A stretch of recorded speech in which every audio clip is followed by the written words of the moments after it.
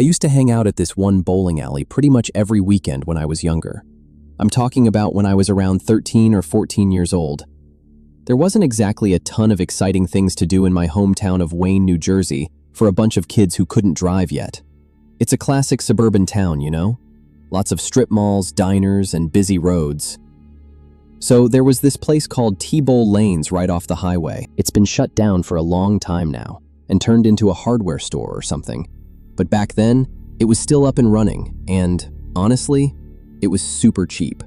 It was the absolute perfect spot for middle schoolers who only had a few wrinkled dollar bills in their pockets from their weekly allowance. This one particular Friday night in late November, when it was already getting dark by like 5 p.m., and the New Jersey air had that biting, freezing chill, I went there with my friends Ethan, Sarah, and Mark. We always liked going there around 7 or 8 p.m., because that's when it felt like we actually had the freedom of staying out late, even though it really wasn't that late at all. The bowling alley was usually pretty packed on Friday nights, mostly with local families or high school kids on awkward dates. We always stuck to the lanes all the way on the far left side, far away from the bar area where the older, louder crowds hung out to drink. But that night, we ended up noticing this guy. How we noticed him was, well, he was just acting incredibly weird. He was a really tall, surprisingly skinny guy, probably in his late 40s or maybe early 50s, wearing this oversized, faded green winter trench coat. The weirdest thing was, he wasn't even bowling. He didn't have a lane. He didn't even have bowling shoes on. He was just slowly pacing back and forth behind the plastic seating areas, just watching people. And then we'd notice him just stand at the very end of the concourse, staring directly into our general direction. We jokingly nicknamed him the Inspector, because he kept looking at everyone like he was judging their bowling form or something. But honestly, it really wasn't funny for very long. After maybe the fourth time we caught him completely staring at us, things got really uncomfortable. The lane right next to ours had been totally empty all night. And out of nowhere, guess who comes and sits right in the connected plastic chairs next to us? Yeah, the Inspector. Or whatever his actual name was, but I'll just keep calling him that. He didn't even go to the front desk to rent the lane or get shoes. He just sat there, breathing heavily. It wasn't long until he actually started trying to talk to us. He started making these weird little comments, complimenting our throws, and every so often interrupting us when we were just talking about our middle school teachers or video games. He kept telling us things absolutely nobody asked about, like how he used to be in a professional bowling league back in the day, and how he knows all the secret tricks to getting a perfect strike. Then, he said something that genuinely made my stomach completely drop. He told us that he'd seen us playing here the last couple of weekends, and that he thought we needed some proper coaching. He tried to play it off like he was just being a friendly, helpful adult looking out for the local youth. But really, it was just super creepy, and most of all, incredibly uncomfortable. We were just kids trying to have fun on a Friday. At one point, it was my turn to bowl. I grabbed my ball, and as I was stepping up to the wooden approach line, he actually walked right onto our area. He stood directly behind me, and he physically grabbed my right elbow and my shoulder to fix my posture. I never asked for his help, and I definitely never gave him permission to touch me. I remember his hands felt freezing cold, like ice, and he smelled like old, stale cigarettes and damp clothes. But you have to remember, we were only like 13 or 14. None of us had the guts to stand up to an intimidating adult and say, "Hey, back off and leave us alone." We were just too polite, or maybe just too scared of what he might do. I could just feel the heavy, awkward unease amongst my friends sitting on the bench behind me. Every second that man had his hands on my arm, I just felt more and more disgusted and freaked out. Because of him, we decided to cut our night completely short. We didn't even finish the second game we had already paid for. We hastily took off our rented bowling shoes, grabbed our heavy winter jackets, and practically ran out of there. We decided to walk over to the Wayne Hills Diner down the road instead, just to get away from him and kill some time in a brightly lit place. We hung out in a booth there for maybe an hour, splitting a plate of disco fries and trying to forget about how incredibly weird the whole interaction was. When we finally paid our tab and left the diner, It was getting pretty late. Ethan and Sarah lived in the residential neighborhood right behind the diner, so they just walked home from there. Mark and I had to walk in the exact opposite direction, down Ratzer Road, to get back to our side of town. It's a pretty long road, and parts of it don't have the best street lighting. As we were walking down the cold sidewalk, just talking and trying to hurry because the wind was really picking up, the sound of a heavy car engine starting up behind us made us immediately turn around. We saw this really old, primer black sedan pull out from a dark side street. It didn't turn on its headlights right away. And honestly, we both instantly thought about the terrifying possibility of it being the inspector from the bowling alley. The black car started driving ridiculously slow, just tailing us down the empty street. So we started walking way faster, our hearts pounding. Then, the car pulled up right alongside us, matching our walking pace perfectly, and the passenger window slowly rolled down. It was him. It was the tall guy in the green trench coat. He leaned over the empty passenger seat and called out the window, asking if we wanted a ride home. We immediately said, "No thanks, we're good." But he wouldn't leave. He replied with something like, "It's a really long walk in the dark, and there's a lot of weirdos out tonight. You boys shouldn't be out here alone." I remember thinking how crazy it was that he thought we were stupid enough to just willingly get into a stranger's car in the middle of the night. Like, we weren't little kids who didn't know any better about stranger danger. When we made it incredibly clear that we were absolutely not getting in his car, he slammed on the brakes and actually put the car in park right there in the middle of the dark street. Mark and I didn't even wait for a single second to see what he was going to do next. We just started sprinting. When we got to the corner where our streets finally split off, we quickly gasped a goodbye, and I just kept running all the way down my quiet block. By the time I made it to my driveway, I was completely out of breath, my lungs burning from the freezing air. My house was totally dark. My mom was working the night shift at the hospital, and my older brother Chris was probably already deeply asleep upstairs.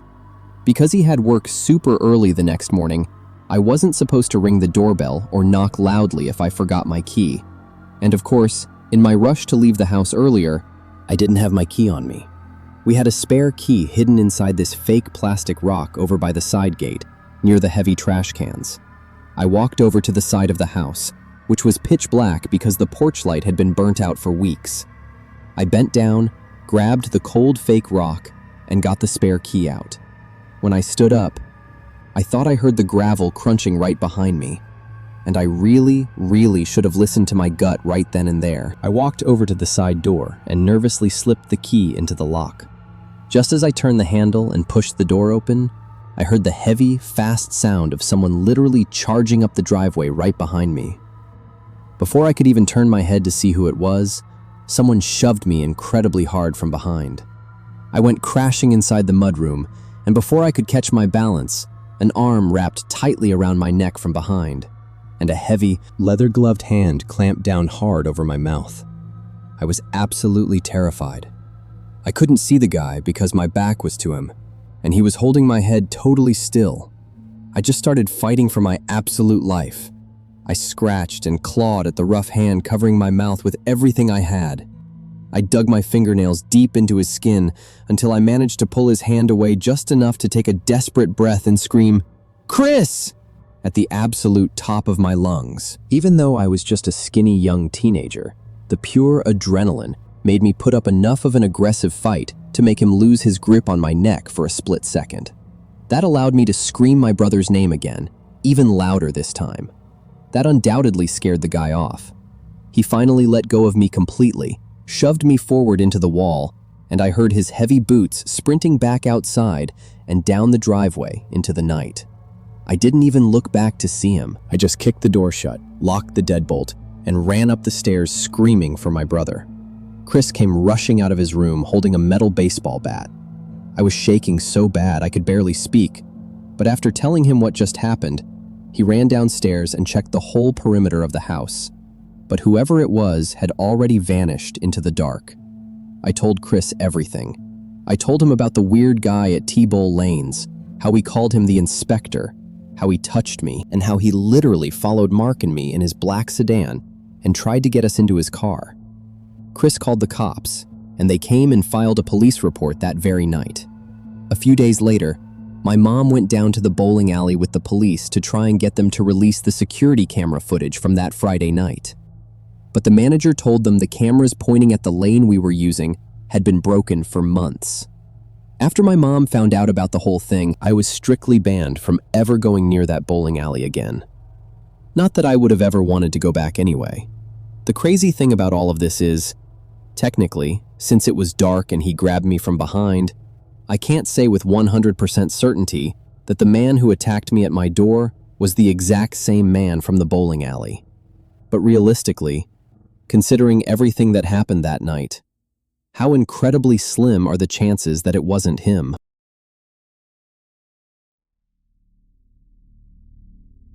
When I was a teenager, my close group of friends and I were, I guess what you'd call suburban delinquents. We liked causing trouble, breaking minor rules, and just generally messing around in places we definitely didn't belong. We grew up in the Ocean County area of New Jersey, specifically around a town called Lakewood. If you know anything about that area, you know there's a lot of deep history there, but also a lot of really quiet, boring nights for a bunch of teenagers with nothing better to do. Looking back, the way we passed the time was a little stupid, but there's nothing I can really do to change that now. One of the things we really liked to do was go exploring in the late hours of the night. Usually, we explored abandoned houses or empty construction sites, but not always. This one particular night in the middle of summer, we were planning on executing a much riskier task. There were 5 of us: me, Tyler, Dave, Marcus, and Leo. Now, Leo had this ridiculous tendency to bounce around from minimum wage job to minimum wage job. It was kind of a running joke in our squad. He'd get hired somewhere, work for maybe a week or two, and then quit or get fired for the absolute dumbest reasons you could possibly imagine. Well, that summer, he had just picked up a gig as a late-night cleanup crew member at the Strand Theater. If you aren't from Jersey, the Strand Theater is this really famous, massive, historic theater right on Clifton Avenue in Lakewood. It's been there since the 1920s. It's beautiful, but it's also incredibly old and creepy. Anyway, Leo had been entrusted with a set of keys to lock up the back alley doors after the late-night cleaning shift was over. Tyler was basically a master of persuasion and bad ideas, and he somehow convinced Leo to let us sneak into the theater at like 2:30 in the morning after everyone else had gone home. I'm telling you, Tyler could convince a wall to move. The 5 of us agreed to hang out and drink a few warm beers we stole from our parents' garages before going, just to make the night feel a bit more rebellious. We all had a little to drink except for Dave, who strictly refused to go anywhere unless he was the designated driver. He had this beat-up Honda Civic, and he always liked having the power to end our hangouts whenever he got tired or paranoid. Dave drove the 5 of us to the back alley behind Clifton Avenue. I was usually the one who took things a little less seriously than I should have, especially when it came to trespassing, so I was actually pretty excited. Leo nervously unlocked the heavy metal door in the alley, and the 5 of us slipped inside into the pitch black. Marcus was usually the most cautious of the group, and he kept whispering for us to be quiet in this hilariously panicked voice. The place smelled exactly like you'd expect a 100-year-old theater to smell. Stale popcorn, old velvet, and thick, suffocating dust. Leo told us we couldn't actually turn on the main house lights, or someone outside would see, which we were all a little bummed about. So we stumbled around using our phone flashlights. We snuck behind the concession stand first, stuffing our pockets with leftover pretzels and candy that were supposed to be thrown out anyway. After that, we made our way into the main auditorium. It was massively eerie in the dark. Just rows and rows of empty red seats staring back at the empty stage. We climbed up onto the actual stage and started messing around, pretending to put on a play, wrestling, and just being totally careless. We figured Leo was going to quit this job in a few days anyway, so we weren't really concerned with keeping the stage spotless. As we started getting a little bored, sitting on the edge of the stage with our feet dangling into the orchestra pit, we heard a deafening sound. Drag. Thump. The 5 of us froze instantly, staring at each other in the dark. Dave, being the only sober one, immediately whispered, "What the hell is under us?" The sound didn't come from the balcony or the lobby. It came from directly beneath the floorboards of the stage. Leo looked just as shocked as we were and whispered back that he had no prior knowledge of any basement underneath the stage. He said his manager told him the substage was permanently sealed. Tyler, of course, got this massive, eager grin on his face. Marcus seemed really nervous, telling us that we were probably going to end up getting the cops called on us and getting Leo arrested. We were whispering fiercely now, arguing whether we wanted to go look for the source of the noise. Tyler ignored the arguing. He jumped down into the orchestra pit and started shining his flashlight along the base of the stage. Behind a row of thick, dusty black curtains tucked under the lip of the stage, Tyler found a heavy, rusted iron door. We were completely shocked. The atmosphere in the massive, empty theater completely shifted with the realization that the situation was now actually serious. The iron door didn't have a normal handle. It just had a thick, rusted deadbolt that had been slid shut from the outside. Even if we had found the way into the sub-basement, the sound we heard was still totally unexplained. I don't think any of us really wanted to go down there, but Tyler made the first move. With a loud, grinding screech that echoed terrifyingly through the whole auditorium, he yanked the heavy deadbolt back and pulled the iron door open. It revealed a steep, narrow set of concrete stairs leading down into absolute, freezing darkness. The air that hit us smelled like rotting wood and raw sewage. "Screw this, I'm waiting in the car," Marcus whispered, taking a few steps back into the aisle. Tyler ignored him and pointed his phone flashlight down into the abyss. Without another word, he started descending the stairs. I could tell Leo and Dave were scared, understandably. I still had enough liquid confidence in my system, so I decided I'd go next. Leo followed behind me, and Dave brought up the rear. Marcus stayed up in the auditorium, refusing to come down with us. The four of us reached the bottom. It was some kind of ancient sub-basement filled with decaying wooden crates, old mannequins missing limbs, and theatrical props covered in thick plastic tarps. It was terrifying, but it looked empty. Or at least, that's what we originally thought. Tyler noticed a heavy wooden door at the end of a narrow concrete hallway, and we slowly walked over to it. Tyler put his hand on the brass handle, but a split second before he was going to turn it, we heard it again. Drag. Thump. It came from right behind the wooden door, less than 3 feet away from us. We looked around at each other with pure, unadulterated horror on our faces. I could tell we were all trying to rationalize it. An animal, maybe? No shot. It was way too heavy and rhythmic to be an animal. I was pretty freaked out at this point and turned away to leave. But like an idiot, Tyler slowly pushed the door open, revealing a small, windowless concrete room. That's not all that was in there, though. In the far corner of the room, there was a tall, human figure. He was wearing clothes that were literally rotting off his body, caked in black grime. He was standing perfectly straight, completely facing the concrete wall. In his hand, he was holding a heavy piece of jagged metal rebar. He would slowly drag the metal against the concrete wall and then violently slam his own forehead into the wall. Drag. Thump. We were frozen in place, utterly paralyzed with terror. After a full minute of just standing there watching this nightmare, Dave accidentally took a step back, and his foot crunched loudly on a broken glass bottle on the floor. The man in the room instantly stopped. He slowly turned his head over his shoulder to look at us. His eyes were wide and bloodshot, and his face was covered in dark, dried blood. He let out this wet, guttural scream that sounded almost demonic, dropped the metal bar, and lunged right at us. We completely lost our minds. We turned and sprinted blindly down the dark hallway. Tyler and I were up those concrete stairs in a split second, scraping our knees on the rough walls. Leo was right behind me, but Dave was struggling. I heard Dave scream, "Get off me!" in absolute panic. Tyler and I turned back at the top of the stairs. The man from the basement had actually lunged and grabbed Dave's ankle right as he was near the top. Dave was screaming, kicking wildly with his heavy boots. He finally caught the crazed man square in the face, sending him tumbling backward down the concrete steps into the pitch black. Tyler and I grabbed the heavy iron door and slammed it shut, shoving that rusted deadbolt back into place just as we heard the man start violently throwing his weight against the iron from the other side. The five of us sprinted out of the auditorium and out the back alley door. Leo hastily locked it with violently trembling hands. We piled into Dave's car, and he peeled out of the parking lot with a blank, traumatized look on his face. Leo ended up quitting the very next day. He literally drove by the theater, dropped his uniform and the keys into the mail slot, and completely ghosted his manager without a single word of explanation. As it was definitely illegal what we had done by breaking in, we never called the police. To this day, we have absolutely no idea who that guy was, or how he could have gotten down there. Maybe there was an alternate entrance we had overlooked in the dark.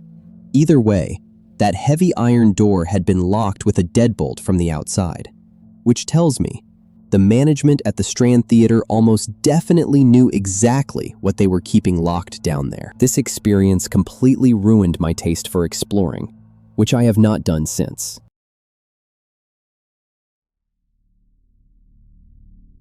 My girlfriend Chloe and I used to rent this really beautiful but incredibly old house in Asheville, North Carolina. If you've ever been to Asheville, you probably know about the Montford Historic District. It's this gorgeous neighborhood filled with these massive 1920s-style craftsman bungalows. They have a ton of character, lots of creaky hardwood floors, high ceilings, and, usually, a lot of weird drafts. We loved living there, but looking back, living in a house that old definitely comes with its own set of terrifying problems. This happened a few years ago, right around late October, when the leaves were changing and the air was getting that crisp mountain chill. One Saturday night, Chloe and I decided it would be fun to get out of the house and go to the Asheville Retrocade over in West Asheville. We thought it'd be a cool date night, grab some craft beers, play some vintage pinball, just relax. Honestly, we were both pretty terrible at the games, but we were having a good time. We paid for a couple of hours, and were just kind of wandering around the neon-lit aisles. But then, to make things incredibly awkward, Chloe's ex-roommate, Derek, walked in with a huge group of his friends. Derek was this incredibly toxic guy who had caused a massive amount of drama in Chloe's life a year prior, and they had a completely horrible falling out. Chloe instantly tensed up. She looked away, refusing to even look in his general direction, and started aggressively whispering to me that we needed to leave right that second. We didn't even finish our drinks. We packed it up early and practically speed walked out the front door. She went straight to the car and waited while I returned our empty glasses to the bar. I'm pretty sure Derek spotted me as I was walking out, and he gave me this really dirty look. I didn't tell Chloe that, though. I just wanted to get us out of there. We drove back to our house in Montford and agreed to just order a pizza, hook up the Nintendo Switch, and play some Mario Kart instead. Honestly, that sounded way more fun and significantly less stressful anyway. When we got home, the very first thing I did was turn on the TV, load up the game, and open a couple of local IPs we had in the fridge. The arcade trip was a total failure, but I really didn't want Chloe's whole Saturday night to be ruined because of that guy. We sat on the couch in the living room downstairs playing Mario Kart for maybe 45 minutes with some lo-fi music playing in the background. It actually turned out to be a really great night, until the current song that was playing on the speakers faded out. And in that brief 2-second window of silence, we heard something come from upstairs. In that exact moment, Chloe and I both froze and looked at each other. Her eyes were wide, basically telling me she heard it too. I reached over and paused the game, completely turning off the music so the house was dead silent. The sound we heard could best be described as a heavy, localized thud. Like a thick hardcover book or a heavy boot being dropped directly onto the floorboards right above our living room ceiling. I told Chloe to stay on the couch, and I went upstairs to investigate. The stairs in that house were incredibly creaky, so I tried to walk up the edges of the steps to stay quiet. I checked the master bedroom with the lights on. I checked the guest room. I checked the upstairs bathroom, and I even got down on my hands and knees and looked under both of the beds. I was incredibly relieved to find absolutely nothing. I mean, I wasn't actually expecting to find a person in our house, but naturally, when you live in a big old house and you hear a suspicious, heavy thud, You have to go investigate. Still, I wondered what actually made the sound, because I didn't find anything out of place on the floor, and none of our windows were open. I just chalked it up to the house settling, or maybe a heavy pine cone hitting the roof. I went back downstairs, told Chloe it was nothing, and we played Mario Kart for maybe another hour. After the pizza arrived and we ate, we brought the rest of our beers upstairs to the master bedroom, watched a couple of YouTube videos, and eventually, we fell asleep. Chloe is a super heavy sleeper, which explains why I was the one to suddenly wake up in the pitch-black middle of the night, and not her. I laid there in the dark, my eyes wide open, staring at the ceiling. I knew exactly what woke me up. It was another incredibly clear, distinct sound of something heavy shifting. But the only terrifying thing is, we were already upstairs now. And yet, the sound still came from above us. So what else is above the second floor? The attic. In these old Montford bungalows, the attic door is usually located right in the middle of the upstairs hallway ceiling. It's one of those heavy wooden panels with a little dangling string that you pull down, and a folding wooden ladder unfolds to the floor. I slowly peeled the blanket off and tiptoed out of the bedroom, trying so hard not to wake up Chloe. I stepped out into the dark hallway, stood directly under the attic door, and I just listened. Every 10 seconds or so, I heard the absolute slightest agonizing creak, like the heavy wooden floorboards up there were taking the weight of something slowly shifting its position. I didn't want to panic and scare Chloe, but I had heard of raccoons or possums getting into people's attics before. I walked quietly to the hallway closet and grabbed a heavy, solid metal flashlight to use as a light source, and potentially as a weapon if I had to fend off a rabid raccoon. Then, I reached up, grabbed the string, and quietly pulled the attic door open. The springs whined softly as I pulled the wooden ladder down to the floor. My heart was absolutely pounding in my throat.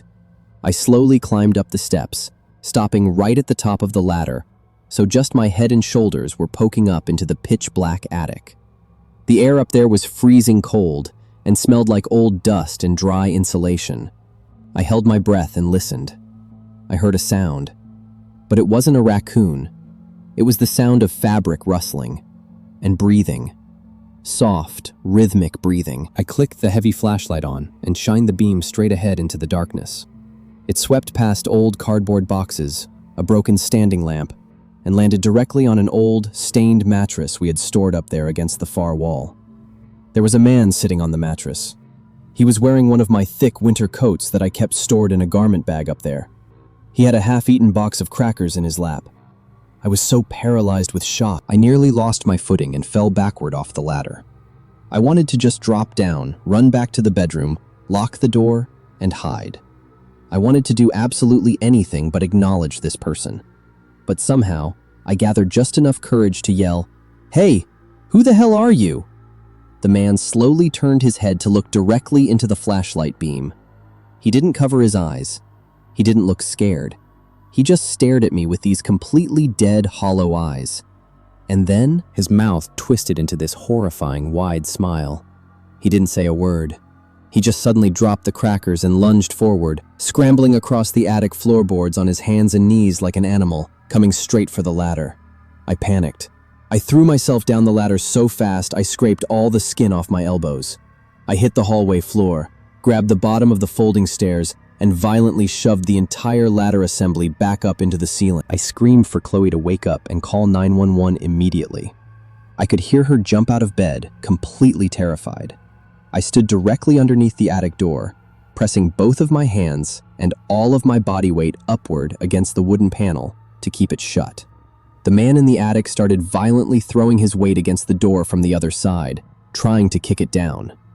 The wood was splintering, and the force was literally lifting my feet off the floor. He eventually stopped kicking, and then I heard him laughing. It was this muffled, deranged, breathy laughter of a completely sick person. He started scratching at the edges of the wooden panel with his fingernails, whispering things I couldn't understand. I felt like my arms were going to snap from the tension of holding that door shut, just agonizingly waiting for the police. When they finally arrived, I heard the sirens, and Chloe ran downstairs to let them in. The officers came rushing up the stairs with their flashlights and weapons drawn. They told me to step back, and they pulled the attic door down themselves. It was their job to go up into that dark space and drag the man out. Chloe and I stood at the end of the hallway, holding on to each other, until we saw them bringing the man down the ladder in handcuffs. The way that man looked at me as they walked him past us, it said everything. He was deeply disturbed and incredibly dangerous. His stare was just full of this quiet, calculating hatred. The police figured out later that he was a transient who had managed to pry open a small ventilation grate on the side of the house near the roofline, probably by climbing a large oak tree next to the house. He had been living up in our attic for at least 3 days. We moved out of that Montford house 2 months later. I broke the lease, and I didn't care about the penalty fees. To this day, I currently live in a modern apartment building, and I purposefully chose a unit on the middle floor, just to make absolutely sure there is no attic above my head.